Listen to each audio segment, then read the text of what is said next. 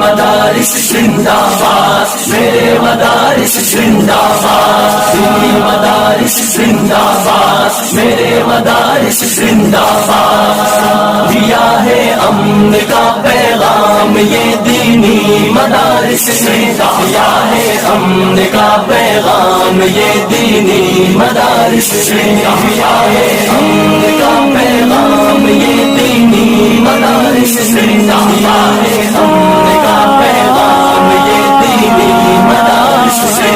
الحمدللہ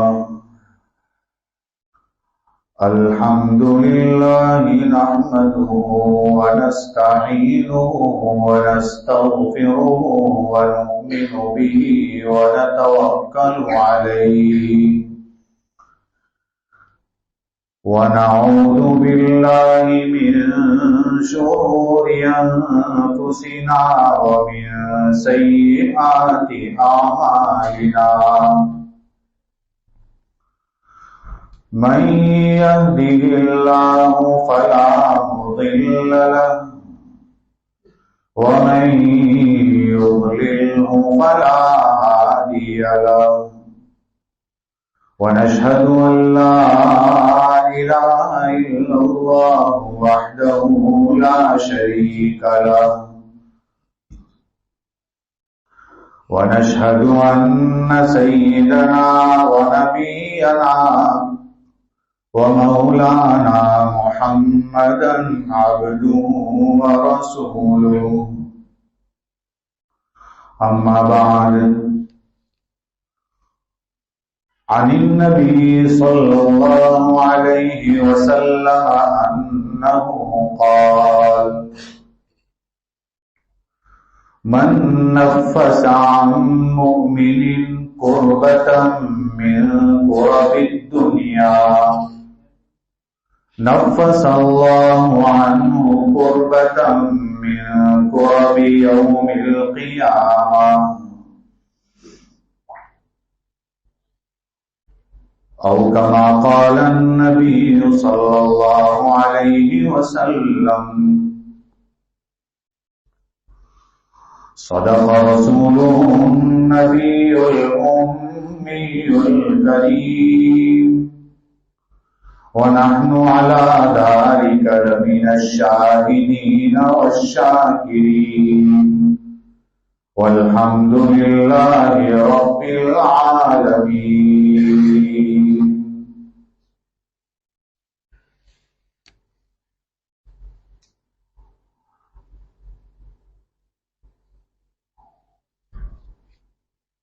بزرگوں اور دینی بھائیوں،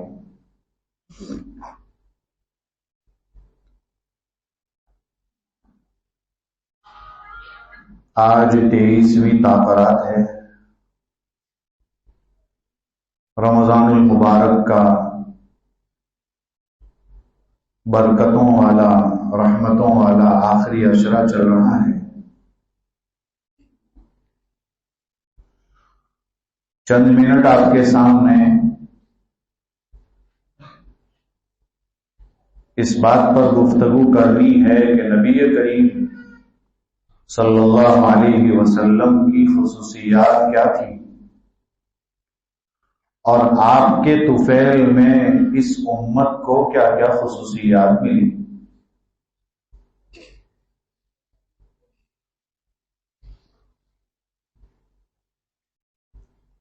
حدیث میں آتا ہے: اعطیت خمسا لم یعطہن احد قبلی،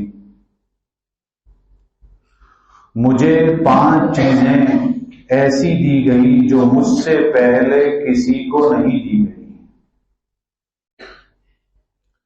کسی کو سے مراد کسی نبی کو بھی نہیں دی گئی۔ پہلی چیز آپ صلی اللہ علیہ وسلم فرماتے ہیں: نصرت بالرعب مسیرۃ شہر،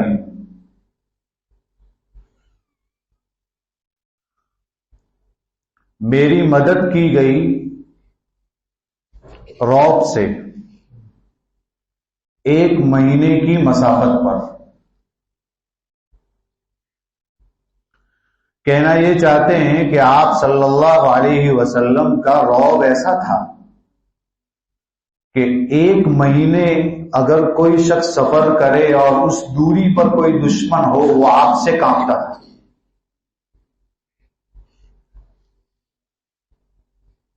ایک واقعہ آپ کے سامنے پیش کرتا ہوں. نبی کریم صلی اللہ علیہ وسلم نے سن 7 ہجری میں بادشاہوں کو لیٹر لکھے تھے، خطوط لکھے تھے.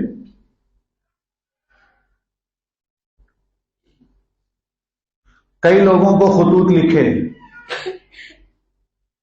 اس میں ایک خط ایران کے بادشاہ جس کا لقب کسرا ہے، اس کا نام پرویز ہے، اس کو بھی لکھا.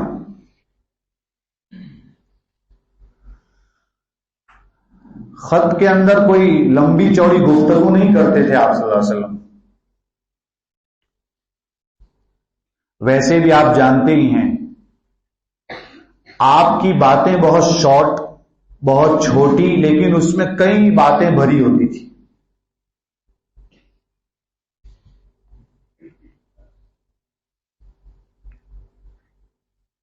اس خط کے اندر آپ نے لکھا کہ من محمد رسول اللہ الی عظیم فارس. محمد الرسول اللہ صلی اللہ علیہ وسلم کی جانب سے فارس کے بادشاہ کے نام خط. اس میں کچھ لکھا نہیں، اس میں آگے لکھا سلام علی من اتبع الہدی. جو ہدایت کی، جو صحیح راہ پر چلے یا ہدایت کی اتباع کرے اس کے لیے سلامتی ہے. ترجمہ کر رہا ہوں. اور پھر آگے کوئی لمبی چوڑی بات نہیں، صرف اتنا لکھا اسلم تسلم، اسلام لے آؤ سلامت ہو جاؤ گے. فَإِنْ أَبَيْتَ فَعَلَيْكَ اسْمُ الْمَجُوسِ. یہاں پر خط مکمل ہو گیا. اور اگر آپ ایمان نہیں لائیں گے، انکار کریں گے، تو آپ کے سامنے جو لوگ بیٹھے ہیں، جو پبلک بیٹھی ہے، جو قوم بیٹھی ہوئی ہے، وہ قوم تو آپ کو فالو کر رہی ہے، ان سب کا وبال بھی آپ پر ہوگا. چونکہ وہ لوگ آپ کے پجاری تھے اس لیے اسم المجوس کہا. مجوس، مجوسی یعنی آپ کے پجاری. اس خط کو لے کر حضرت عبداللہ بن حذافہ سہمی رضی اللہ تعالی عنہ کو بھیجا کہ جائیے اور ایران کے بادشاہ کو یہ خط پہنچا دیجیے. اس زمانے میں ڈائریکٹ بادشاہ کو خط نہیں پہنچا سکتے تھے، تو انہوں نے بحرین اور یمن میں ایک شخص تھے حضرت منذر، ان کو کہا کہ یہ خط آگے پہنچانا ہے. کہا ٹھیک ہے. ان کے ذریعے سے یہ خط کسرا تک پہنچ گیا. یاد رہے اس بادشاہ کا نام پہلے ہی بتایا کہ پرویز ہے. اس کے ابا کا نام ہرمز ہے اور اس کے دادا کا نام نوشیروان ہے. اور نوشیروان یہ اللہ کے رسول صلی اللہ علیہ وسلم کے زمانے سے کئی پہلے کا ہے، بہت پہلے کا ہے. بہت انصاف پسند بادشاہ گزرا ہے نوشیروان، جس کے تذکرے شیخ سعدی رحمت اللہ علیہ نے بھی کیے ہیں. معلوم ہوا یہ نوشیروان کا پوتا ہے پرویز. جب وہ خط پہنچا اس نے اس خط کو پڑھا اور خط کو پڑھنے کے بعد وہ آگ بگولا ہو گیا، غصے ہو گیا. اور غصے ہونے کے بعد اس نے کہا کہ یہ میری رعایا میں ہے، میری پبلک کا آدمی ہے اور میرے ساتھ برابری کی بات کر رہا ہے، برابری کا خطاب کرتا ہے. غصے میں اس نے اس خط کو، نامہ مبارک آپ صلی اللہ علیہ وسلم کا یہ جو خط تھا، اس کو توڑ کر پھاڑ دیا اس نے۔ اللہ کے رسول صلی اللہ علیہ وسلم کی خدمت میں یہ بات پیش ہوئی کہ آپ کا خط اس نے پھاڑ دیا۔ آپ صلی اللہ علیہ وسلم نے بروقت یہ جملہ فرمایا، ان یمزقوا کل ممزق، ان کی حکومت کے بھی پرخچے اڑنے والے ہیں، وہ بھی سب ٹوٹ جائیں گے، بکھر جائیں گے، سب ختم ہو جائیں گے۔ اور آپ جانتے ہیں کہ حضرت عمر کے دور میں ایران پورا کا پورا مسلمانوں کے قبضے میں آ گیا تھا۔ پھر وہ اس پر بس نہیں ہوا، اس نے کہا کہ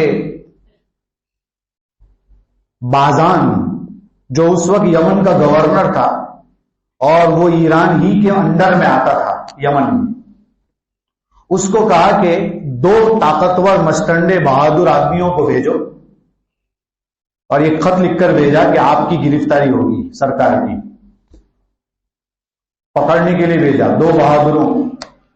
بازان نے 2 بہادروں کو روانہ کیا خط لے کر کہ آپ کو بادشاہ سلامت بلا رہے ہیں گرفتاری کے لیے۔ بہادروں کو بھیجا ڈرانے کے لیے۔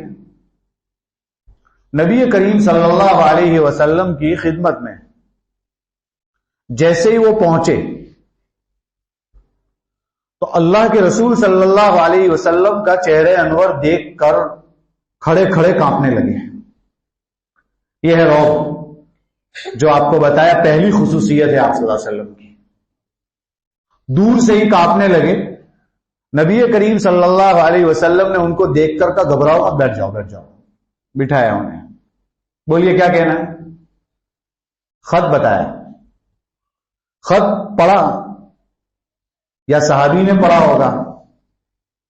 پڑھنے کے بعد آپ صلی اللہ علیہ وسلم نے ان کے چہرے کی طرف پہلی بار دیکھا تو مونچھیں بڑی بڑی تھی اور داڑھی بالکل کلین سے ہو، صفا چٹ، جیسے آج کل ہمارے بہت سارے جوان کرتے ہیں اس طرح، ان کو مزہ بھی آتا ہے اس میں۔ کچھ نوجوانوں سے ہم کہتے ہیں کہ بھائی آپ کی مونچھیں بہت بڑی ہے، تو بڑا اچھا جملہ کہتے ہیں، حضرت عمر کی مونچھیں بہت بڑی تھی مولانا۔ تو حضرت عمر نماز کے بھی بہت پابند تھے۔ حضرت عمر کی شہادت نماز میں ہوئی فجر کی، اور حضرت عمر کی تو بہت ساری خصوصیات تھی، کیا وہ ہے ہمارے پاس؟ دیکھیے ان کی داڑھی صفا چٹ ہے اور مونچھیں بڑی ہیں۔ سرکار نے ناگواری کا اظہار کیا، چہرہ پھیر لیا۔ شیخ الحدیث حضرت مولانا محمد زکریا صاحب، جنہوں نے فضائل اعمال لکھی زبردست، اس پر فرماتے ہیں یہ ایمان والے نہیں تھے جو گئے تھے سرکار کی خدمت میں، تب بھی اللہ کے رسول کا چہرہ گھوم گیا اور آپ ناراض ہوئے ایسے چہروں کو دیکھ کر۔ تو جو ہم اللہ کے رسول کی محبت کا دعویٰ کرتے ہیں اور اپنے آپ کو مسلمان کہتے ہیں، تو کیا لگتا ہے ہم اللہ کے رسول کے سامنے کھڑے ہو پائیں گے؟ بلکہ لکھا کہ قبر میں 3 سوال ہونے والے ہیں، آپ کا رب کون ہے، آپ کا دین کیا ہے، اور محمد کا سوال جب ہوگا کہ یہ کون ہے، تو وہاں آپ کا چہرہ انور دکھایا جائے گا، اور بعض لوگوں نے کہا کہ سب پردے ہٹا دیے جائیں گے اور ڈائریکٹ آپ کی قبر دکھائی جائے گی، آپ کا چہرہ دکھایا جائے گا۔ کیا لگتا ہے اگر ہمارے چہرے پر داڑھی نہیں ہوگی تو کیا اللہ کے رسول اس وقت دیکھیں گے آپ کی طرف؟ سرکار نے ناگواری کا اظہار کیا اور کہا کہ بہت مونچھیں بڑی بڑی ہے، کیا ہے؟ سوال کیا پہلے تو کہا کہ ہمارے رب نے ہمیں یہ بتایا ہے۔ آپ صلی اللہ علیہ وسلم نے فرمایا میرے رب نے تو مجھے ایسا نہیں بتایا، میرے رب نے تو مجھے کہا کہ داڑھی بڑھاؤ اور مونچھوں کو کترواؤ، یہ میرے رب کا حکم ہے۔ اور پھر کہا کہ اس خط کا جواب کل دوں گا، کل آنا۔ چلے گئے۔ دوسرے دن نبی کریم صلی اللہ علیہ وسلم کے پاس جب وہ لوگ آئے تو آپ نے سیدھے ہی کہہ دیا میرے رب نے تمہارے رب کو قتل کروا دیا. وہ ایک دم چونک گئے کہ یہ کیا کہہ رہے ہیں آپ. تاریخ نوٹ کی انہوں نے کہ 10 جمادی الاولیٰ ہے، منگل کی رات ہے اور سن ہجری 7 ہے، اور اللہ کے رسول نے یہ کہا ہے، مطلب اس شخص نے یہ کہا ہے کہ ہمارا رب قتل ہو چکا ہے. یعنی مراد کسرا، پرویز. اس زمانے میں فون نہیں تھا کہ سیدھے فون کر کے پوچھے ایسا کچھ ہوا ہے کہ نہیں. وہ تو بعد میں پتا چلے گا کیا ہوگا کیا نہیں، لیکن اللہ کے رسول نے بتا دیا. یہ شخص، یہ لوگ چلے گئے یہاں سے، تاریخ نوٹ کر کے نکل گئے. بازان کے پاس پہنچے، جنہوں نے بھیجا تھا وہ 2 بہادروں، یمن کا گورنر. وہاں جا کر کہا کہ ایسا ایسا انہوں نے کہا، ہم تاریخ نوٹ کر کے آئے ہیں. بازان نے کہا کہ اگر یہ بات سچ ہے تو پھر وہ سچ میں نبی ہے. تحقیق کرواتے ہیں. تحقیق کروائی تو سچ میں ایسا ہی تھا کہ وہ شخص قتل ہو چکا تھا اور اس کو قتل کرنے والا خود اس کا بیٹا تھا.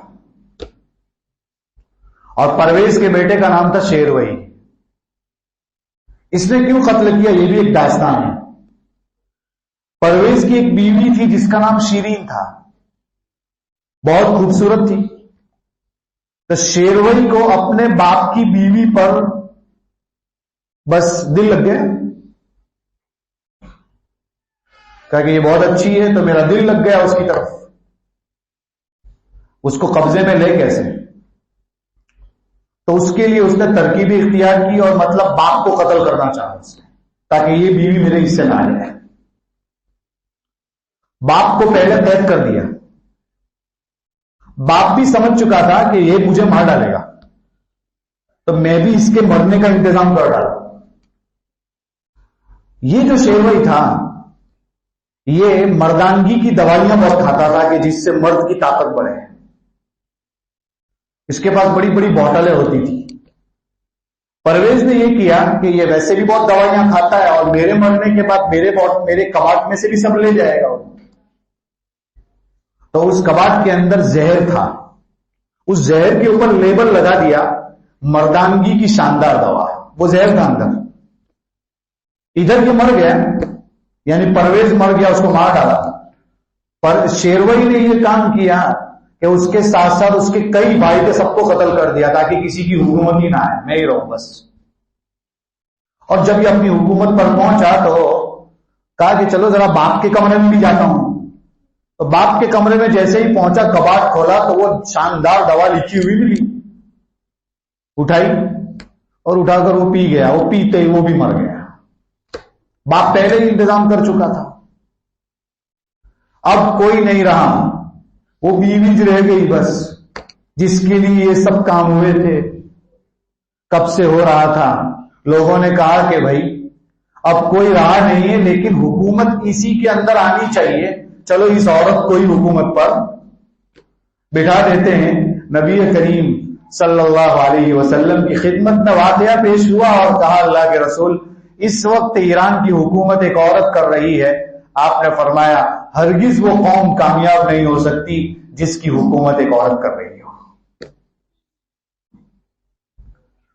یہ میرے بھائیوں پہلی خصوصیت آپ کے سامنے بتائی ہے کہ اللہ کے رسول صلی اللہ علیہ وسلم کا رعب کیسا تھا. آپ کی دوسری خصوصیت جو آپ صلی اللہ علیہ وسلم کو عطا کی گئی وہ ہے جعلت لی الارض مسجدا وطہورا. پوری روئے زمین کو اللہ نے میرے لیے مسجد بنا دیا. اور آپ جانتے ہی ہیں، اور پاکی کی جگہ بھی بنا دیا. اور آپ سب جانتے ہیں کہ دوسری قوموں میں اگر عبادت کرنی ہو تو ان کو اپنے عبادت خانے میں جانا ضروری ہے. وہ اپنے گھروں میں عبادت نہیں کر سکتے، وہ اسٹیشنوں پر نہیں کر سکتے، وہ ادھر ادھر نہیں کر سکتے. اسلام ایک ایسا واحد مذہب ہے کہ اگر آپ کو مسجد نہ ملی تو کسی بھی جگہ نماز پڑھ سکتے ہیں. یہ خصوصیات میں سے ہے. بلکہ پانی نہ ملے تو مٹی سے تیمم کر کے نماز پڑھ سکتے ہیں. اتنا آسان کر دیا. کئیوں کا مذہب ایسا ہے، آپ سنتے ہوں گے کہ پیدل ہی چلنا ہے، وہ چپل نہیں پہن سکتے، ان کا مذہب کہاں جا کے ختم ہو جائے گا؟ سمندر کے کنارے جا کے ختم ہو جائے گا. پھر کیا کریں گے آگے؟ کئیوں کا مذہب ایسا ہے کہ بدن پر کپڑے ہی نہیں پہن سکتے، ننگے رہنا ہے. ان کا کیا ہوگا؟ ان کو کشمیر بھیج دیا جائے تو عبادت کریں گے؟ مشکل ہے، نہیں کر سکتے. تو کئیوں کے مذہب کہیں نہ کہیں جا کر ختم ہو جاتے ہیں. ہمارا مذہب ایسا ہے کہ آسمان پر اڑ رہے ہو تو وہاں بھی نماز پڑھ سکتے ہیں، نیچے رہو تب بھی پڑھ سکتے ہیں، سمندر میں اگر کشتی میں چل رہے ہیں تو وہاں بھی پڑھ سکتے ہیں، سمندر کے پار پہنچو تو وہاں پڑھ سکتے ہیں، زمین پر کہیں بھی کسی بھی کونے میں بس زمین پاک ہو اس جگہ پر آپ آرام سے نماز پڑھ سکتے ہیں. اللہ نے کتنی اچھی امت میں ہمیں پیدا فرمایا. تیسری خصوصیت جو بتائی گئی ہے وہ یہ ہے احلت لی الغنائم. پہلے زمانے میں جب جہاد ہوتے تھے، جنگیں ہوتی تھی، تو جس علاقے پر قبضہ ہوتا تھا اس علاقے کو قبضہ کرنے کے بعد وہ جو مال ہوتا تھا وہ لوگ استعمال نہیں کر سکتے تھے، بلکہ قبول ہوا کہ نہیں ہوا اس کے لیے پہاڑ پر اونچی جگہ پر رکھ دینا ہے. آگ آتی اور اسے کھا جاتی تو گویا آپ کی سب چیز قبول ہو گئی. اللہ کے رسول صلی اللہ علیہ وسلم کی برکت سے یہ معاملہ ختم ہو گیا. بس جس علاقے پر قبضہ ہو جائے گا بس اس علاقے کا مال بس یہ اسی لوگوں میں انہی لوگوں میں تقسیم ہو جائے گا. غنیمت کا مال سب کے لیے حلال ہے. تو یہی صحابہ میں جہاد میں تقسیم ہوتا تھا، غنیمت کا مال، مال غنیمت کہتے ہیں اسے. یہ بھی اسی امت کی خصوصیات میں سے ہے. اسی طریقے سے آپ کی خصوصیات میں سے ایک ہے شفاعت کبریٰ. شفاعت کبریٰ کیا چیز ہے؟ آسان زبان میں سمجھاؤں، دوسرا سور جب پھونکا جائے گا، اللہ حفاظت فرمائے، جب سور پھونکا جائے گا تو لوگ قبروں سے نکل کر میدان محشر کی طرف چلیں گے. جب میدان محشر میں سب جمع ہو جائیں گے تو اس وقت حالت ایسی ہوگی کہ زمین جو ہے وہ بالکل تانبے کی طرح سخت گرم ہوگی اور سورج بالکل ہماری سر کے اوپر سوا نیزے پر ہوگا. یعنی اتنا قریب ہوگا کہ آپ سوچ نہیں سکتے، انگلی دکھا سکتے کہ یہ سورج ہے، اتنا قریب آ جائے گا. ابھی سورج کتنا دور ہے آپ انداز نہیں لگا سکتے، لیکن گرمی کا عالم تو آپ جانتے ہی ہیں کیا ہے. بالکل سوا نیزے پر سورج آ جائے گا ایک دم سامنے، تو گرمی کا عالم کیا ہوگا تصور بھی نہیں کر سکتے. اور پھر زمین تپ رہی ہوگی پیتل تانبے کی طرف، سب نفسا نفسی کے عالم میں ہوں گے، خطرناک دھوپ ہوگی، پسینے سے شرابور ہوں گے، سمجھ میں نہیں آ رہا ہوگا. لوگ چونکہ اس وقت تو پوری دنیا ہوگی نا، آدم سے لے کر اللہ کے رسول قیامت تک آنے والے سب لوگ ہوں گے، سب حضرت آدم علیہ السلام کے پاس جائیں گے اور کہیں گے دیکھو آپ اللہ کے نبی ہیں، آپ کو اللہ نے اپنے دستے قدرت سے پیدا فرمایا، آپ تمام انسانوں کے باپ ہیں اور آپ وہ شخصیت ہے کہ فرشتوں کو آپ کے سامنے سجدہ کرنے کا حکم دیا.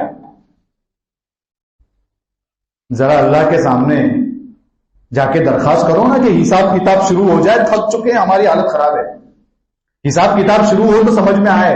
یعنی حالت ایسی ہوگی جو فیصلہ ہو جائے لیکن کم سے کم ہو جائے بس. چونکہ انسان جب بور ہو جاتا ہے تو ایسا ہی کرتا ہے، جو کرنا ہو کر بھائی میں تھک چکا ہوں، ایسی حالت ہو جائے گی. حضرت آدم علیہ السلام کہیں گے میں نہیں کر سکتا، جاؤ حضرت نوح علیہ السلام کے پاس. تو سب جائیں گے نوح علیہ السلام کے پاس. نوح علیہ السلام بھی نہ کہہ دیں گے کہ جاؤ حضرت ابراہیم علیہ السلام کے پاس. ابراہیم علیہ السلام کہیں گے میں بھی نہیں کر سکتا، جاؤ حضرت موسیٰ علیہ السلام کے پاس.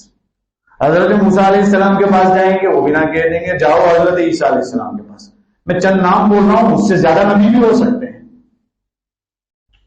جاتے جاتے اخیر میں محمد الرسول اللہ صلی اللہ علیہ وسلم کے پاس پہنچیں گے. آپ صلی اللہ علیہ وسلم فرماتے ہیں میں کھڑا ہوں گا اور سجدے میں جاؤں گا اور اس وقت جو میں اللہ کی حمد بیان کروں گا اس کے الفاظ مجھے ابھی یاد نہیں ہیں. سرکار کہہ رہے ہیں ایسا لگتا ہے کہ جو وہ ورڈز ہوں گے جو میں اللہ کے لیے اس وقت بولوں گا اللہ تعالیٰ اسی وقت میرے دل میں ڈالیں گے کہ یہ بولو.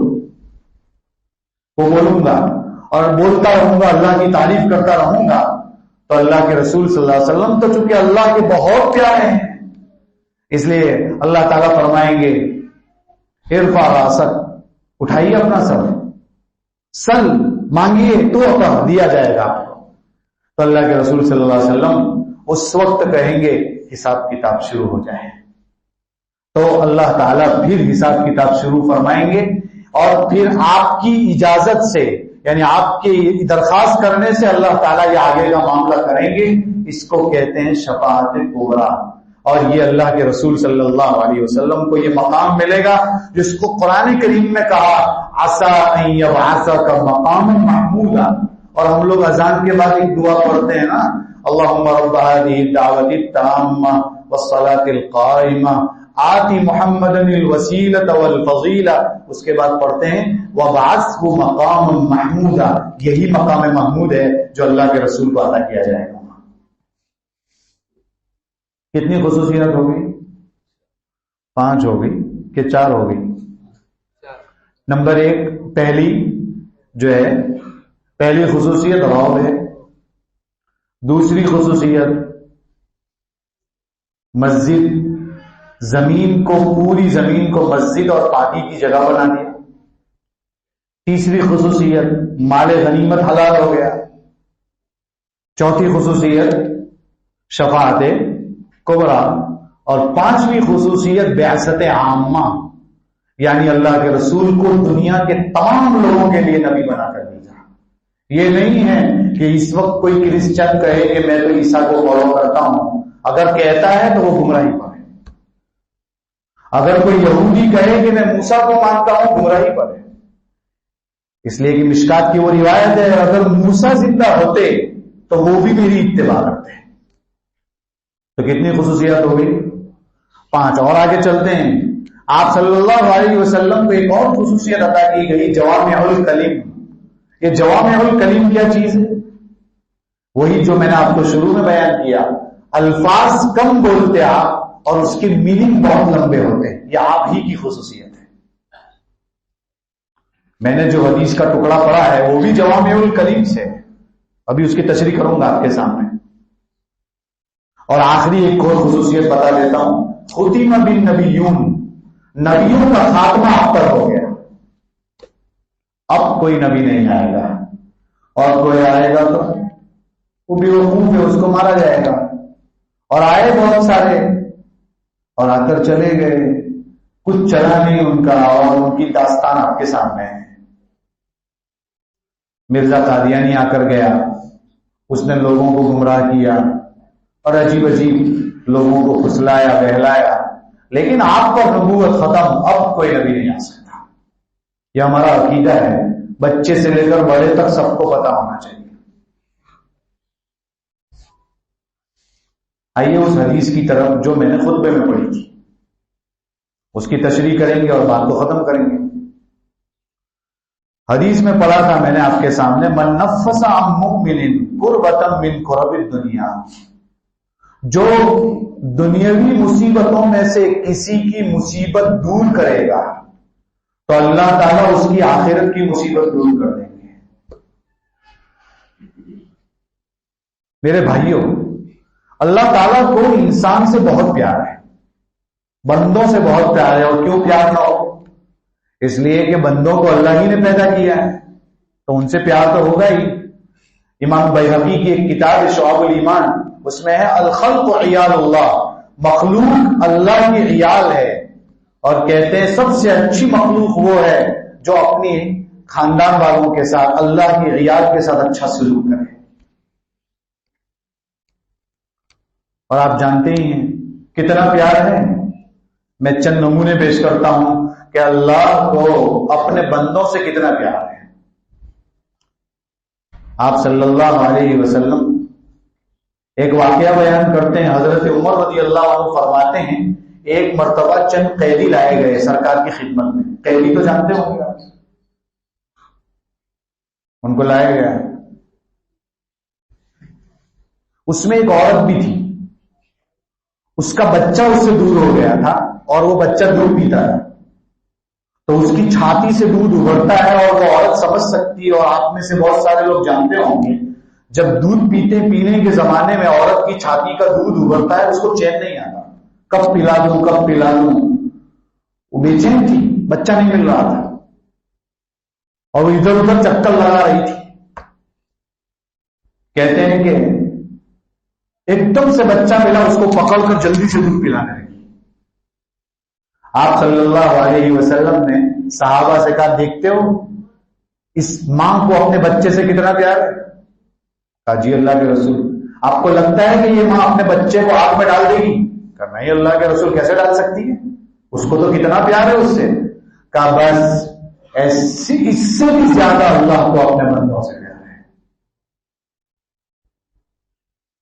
ایک حدیث میں ہے کہ اللہ تعالیٰ نے رحمت کے 100 حصے کر رکھے ہیں اور 100 حصوں میں سے ایک حصہ صرف دنیا میں ڈالا ہے, 99 حصے اللہ نے اپنے پاس چھپا کے رکھے ہیں. اور وہ ایک حصے کا اثر کیا ہے؟ وہ ایک حصے کا اثر یہ ہے کہ آپ دیکھتے ہیں نا, شوہر کی بیوی سے محبت, بیوی کی شوہر سے محبت, بچوں کی باپ سے محبت, باپ کی بچوں سے محبت. دنیا میں جتنے پیار دکھتے ہیں, چاہے مخلوق جانور کے بھی ہوں, پرندوں کے ہوں, انسانوں کے ہوں, سب کا پیار وہ ایک ہی رحمت کے حصے کا اثر ہے.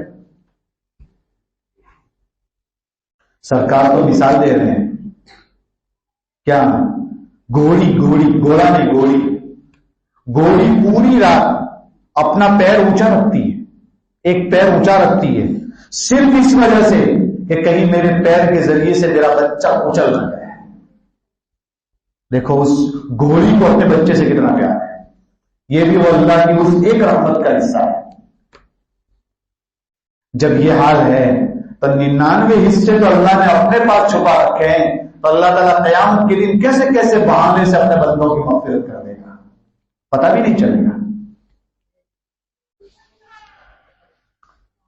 حضرت عامر فرماتے ہیں کہ ایک مرتبہ ہم سرکار کے پاس بیٹھے ہوئے تھے اور ایک دم سے ایسا ہوا کہ ایک صحابی, ایک شخص آیا اور اس نے پوری چادر اوڑھی ہوئی تھی اور اپنے ہاتھ پر بھی چادر لگائی ہوئی تھی.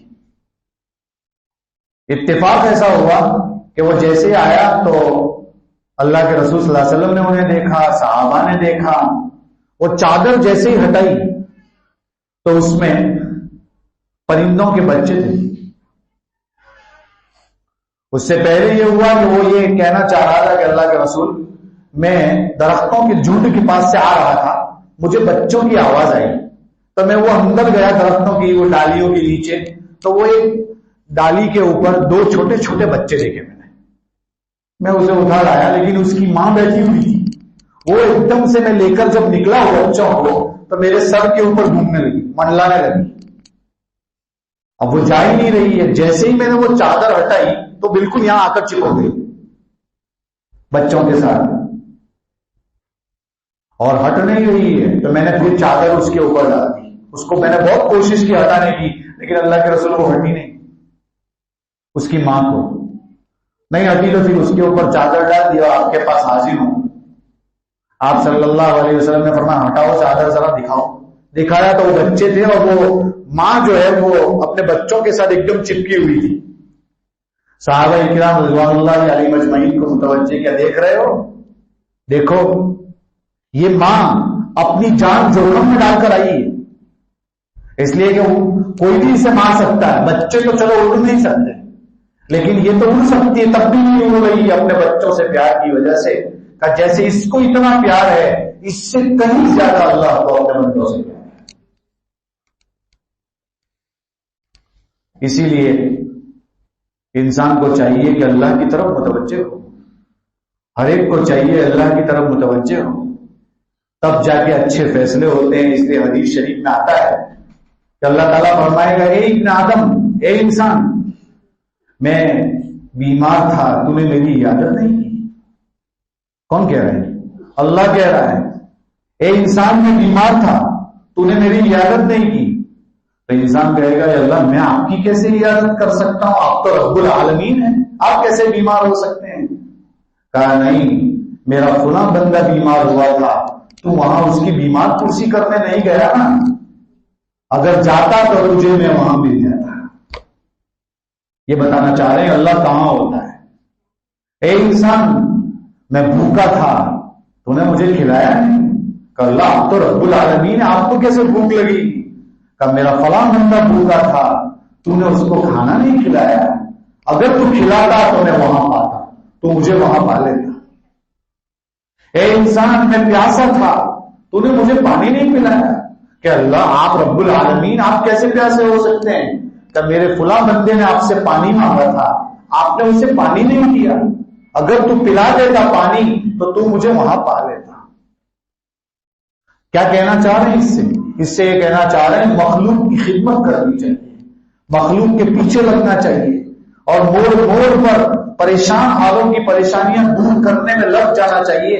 یہی پیغام ہے رمضان کا۔ ایک پیغام تقوی کے ساتھ ساتھ غریبوں پر ترس کھانا ہے، تو ترس کھانے کا وہی نظام ہے کہ زکات دیں، صدقہ دیں، اور لوگوں کی مدد کریں، گھر گھر جا کر پوچھیں، فکریں کریں۔ یہی رمضان کا پیغام ہے۔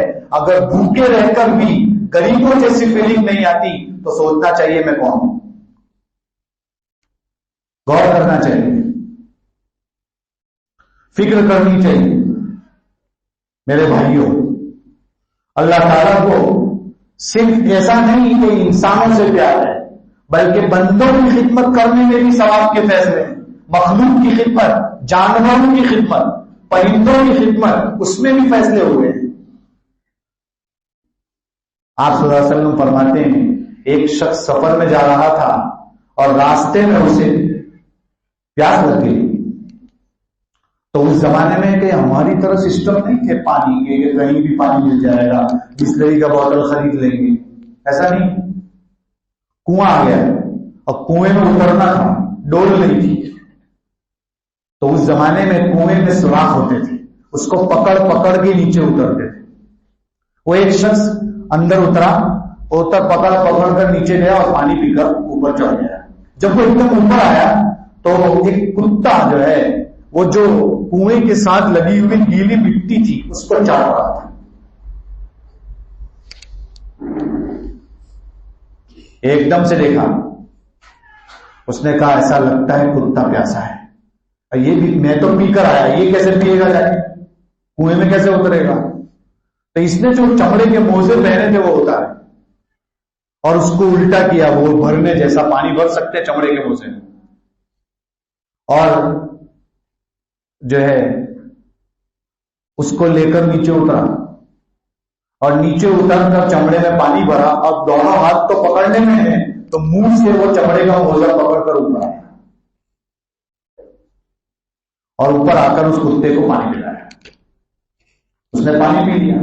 آپ صلی اللہ علیہ وسلم اس واقعے کو بیان کر کے فرماتے ہیں شکر اللہ سعیہ، اللہ تعالیٰ نے اس کی کوشش کو قبول کر لیا اور اس کے لیے جنت کا فیصلہ کر دیا۔ دیکھیے صحابہ نے پوچھا اللہ کے رسول ایک جانور کی خدمت میں بھی جنت کے فیصلے ہوتے ہیں؟ فرمایا ہر مخلوق، ہر جاندار مخلوق کی خدمت میں بھی آپ کو یہ اجر ملے گا۔ ایسے تو میرے بھائیوں بہت سارے واقعات ہیں، بس ہمیں یہ چاہیے کہ ہم کسی مومن کی پریشانی دور کرنے کے لیے آگے رہیں، تو کیا فائدہ ہوگا؟ آخرت میں جو بڑی پریشانی آنے والی ہے اللہ تعالیٰ وہ دور کر دے گا۔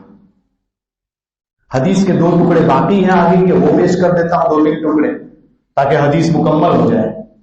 آگے ہے من یسر علی معسر یسر اللہ علیہ فی الدنیا والآخرہ، جو کسی تنگس کی پریشانی کو دور کرے گا یعنی اس کی مدد کرے گا تو اللہ تعالیٰ اس کی دنیا اور آخرت میں مدد فرمائے گا۔ بیچارہ پریشان ہے، اس کے پاس پیسے نہیں ہیں، قرضہ دیجیے، قرضہ دینا یہ سرکار کی ضرورت ہے، لیکن پھر وقت پر دے بھی دینا چاہیے واپس۔ ہاں لیکن کوئی ایسا آدمی ہے جو بیچارے نے وعدہ کیا وقت پر نہیں دے پا رہا ہے تو اس کو مہلت دینا یہ بھی اچھی چیز ہے، بلکہ سورہ بقرہ کی آیت میں تو یہ ہے کہ اگر آپ معاف کر دیں تو اور اچھا ہے۔ ہاں لیکن مالدار ہے، پیسے ہیں اس کے پاس، اس کے باوجود نہیں دے رہا ہے، یہ ظلم ہے اور یہ زیادتی ہے. مطل الغنی یہ ظلم، مالدار کا ٹال مٹول کرنا یہ ظلم ہے. تو دیکھیے قرض بھی دینا اچھی چیز ہے، قرض لینا بھی اللہ کے رسول کی سنت ہے، اور کرنا چاہیے. کوئی پریشان حال کی پریشانی دور کرنی چاہیے. آگے کا ٹکڑا ہے من ستر مسلمان ستر اللہ علیہ فی الدنیا والآخرہ، جو کسی مسلمان کی عیب کو چھپائے گا تو اللہ تعالیٰ دنیا اور آخرت میں اس کے عیب چھپا دے گا. آج کل کیا ہے؟ آج کل ایسا ہے کہ اس آدمی میں 99 خوبیاں ہیں، ایک برائی ہے، پبلک کا حال یہ ہے اسی ایک برائی کو اچھالتے ہیں. ارے بھائی اس کی 99 خوبیاں بھول گئے گا. اسلام کا یہ مزاج نہیں ہے. اسلام کا تو یہ مزاج ہے 99 برائیاں ہو اور ایک خوبی ہو، تو اس ایک خوبی کو پبلک کے سامنے بیان کرو تاکہ آپ اس کے عیب کو چھپا سکو. آج آپ نے کسی کے عیب کو چھپایا تو اللہ تعالیٰ وہاں آپ کے سب عیب کو چھپا دیں گے. اس کی فکر کرنی چاہیے. اور آخری حدیث، آخری ٹکڑا ہے واللہ فی عون العبد ما کان العبد فی عون اخیہ. اللہ تعالیٰ بندے کی مدد میں رہتا ہے اس وقت تک جب تک وہ اپنے بھائی کی مدد میں رہتا ہے. خلاصہ اس کا یہ ہے کہ اگر آپ پریشان نظر آ رہے ہیں اپنی ذات سے، کچھ مت کرو، دوسروں کی پریشانی دور کرنے میں لگ جاؤ، آپ کی پریشانی خود بخود دور ہو جائے گی. سب چیزیں امید ہے کہ آپ کو سمجھ میں آ ہی گئی ہوگی. یہ حدیث کا ٹکڑا ہے، حدیث کی تفصیل ہے اور خصوصیات نبی ہیں. ویسے اللہ کے رسول صلی اللہ علیہ وسلم کی برکت سے اس امت کو بے شمار خصوصیات ملی ہے. صرف رمضان ہی میں دیکھ لو آپ کہ رمضان میں مومن کے منہ سے بھوکے رہنے کی وجہ سے جو بو نکلتی ہے اس کے منہ سے، یہ اللہ کو مشک سے بھی زیادہ پسند ہے. یہ خصوصیات میں سے اسی امت کے لیے جنت کو سجایا جاتا ہے رمضان میں. اسی امت کے لیے فرشتے ان کے لیے مغفرت طلب کرتے ہیں. اسی امت کو اس مہینے کے اینڈ میں لیلۃ الجائزہ ملتی ہے، انعام والی رات. کون سی؟ عید سے پہلے چاند ہوتے ہی جو رات آتی ہے نا اس کو انعام کی رات کہتے ہیں. اور اس رات میں ہم کیا کرتے ہیں؟ شاپنگ. جبکہ اس رات میں پورے مہینے کا بدلہ ملنے والا ہوتا ہے. اس امت کی خصوصیات میں سے اللہ کرے کہ ہم ان چیزوں کو سمجھنے والے بنے. طاق راتیں اس لیے نہیں آتی کہ صرف بیان ہی ہوتا رہے، بلکہ کچھ دین کی باتیں سننے کے بعد اصل تو اس پر عمل ہے. اور نمازوں کی پابندی کریں، تلاوت کریں. یہ جاگنے کی رات نہیں ہوتی، عبادت کی رات ہوتی ہے. ہم لوگ سمجھتے ہیں جاگنے کی رات ہے. جاگنے سے کیا ہوگا؟ بہت سارے لوگ جاگتے ہیں لیکن وہ اللہ کی طرف سے عذاب کے مستحق ہو جاتے ہیں. اس لیے جاگنا نہیں اصل ہے. جتنا موقع ملے نماز پڑھیے، صلاۃ التسبیح پڑھیے، آپ چاہے تو ذکر کیجئے، آپ چاہے تو تسبیح پڑھیے. کچھ سمجھ میں نہیں آتا تو سو جائیے، یہ سب سے اچھا ہے. گناہ سے تو بچ جائیں گے. ہوتا کیا ہے کہ لوگ ایک دوسرے کو دیکھ کر جاگتے تو ہیں لیکن اللہ کے گھر میں بیٹھ کر بھی غیبتیں کرتے ہیں، اللہ کے گھر میں بیٹھ کر مستیاں کرتے ہیں، اللہ کے گھر میں بیٹھ کر بکواس کرتے ہیں. تو پھر وہ جو اللہ کی رحمت متوجہ ہونے والی ہوتی ہے تو پتہ نہیں پھر کیا ہوگا. اس لیے اس کی طرف توجہ کیجیے. تاخیراتوں کا اہتمام کر رہے ہیں، جو باتیں آپ نے سنی اس کو اپنی زندگی میں لانے کی کوشش کیجیے. جو سنتے آ رہے ہیں، سننے والے ہیں، اصل تو ہے عمل. عمل نہیں ہے تو سننے کا کوئی بھی فائدہ نہیں ہے. اللہ تعالیٰ ان باتوں پر مجھے عمل کرنے کی توفیق عطا فرمائے. ہم دعا کرتے ہیں کہ اس بستی میں جتنے لوگ بستے ہیں اللہ تعالیٰ سب کو پکا نمازی بنا دے، پابند بنا دے، مسجد کو آباد فرما دے. چھوٹے چھوٹے بچے دکھ رہے ہیں، ہم دعا کرتے ہیں کہ ان کا مستقبل اچھا ہو، فیوچر اچھا ہو، یہ آگے بڑھیں، یا اپنے ماں باپ کی آنکھوں کی ٹھنڈک بنے. یہ نوجوان نظر آ رہے ہیں، نوجوانی اصل ہے. جس قوم کے نوجوان صحیح ہو گئے نسل صحیح ہو جائے گی.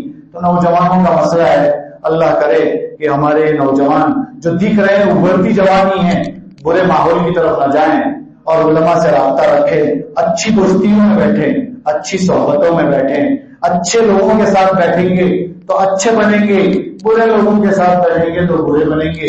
ایمان کی فکر کیجیے، عقیدوں کو جانیے، اس کو محفوظ کیجیے، مسائل سیکھیے، سنتوں والی زندگی اپنائیے، چہرے پر داڑھی لائیے، سرکار کے طریقے کو اپنائیے، کتنوں کے دور میں بھی اگر اس زمانے میں بھی کامیابی چاہیے تو سرکار کے طریقے کے علاوہ کہیں بھی کامیابی نہیں ملے گی.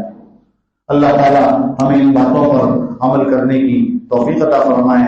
آمین. وآخر دعوانا ان الحمدللہ رب العالمین. درود شریف پڑھیں. اللهم صل على سيدنا محمد وعلى آل سيدنا محمد وبارك وسلم. اللهم لك الحمد كله ولك الشكر كله ولك الملك كله بيدك الخير كله وإليك يرجع الأمر كله لا إله إلا أنت سبحانك إني كنت من الظالمين. اللهم إنك عفو كريم تحب العفو فاعف عنا يا كريم. اللهم إنك عفو كريم تحب العفو فاعف عنا يا كريم.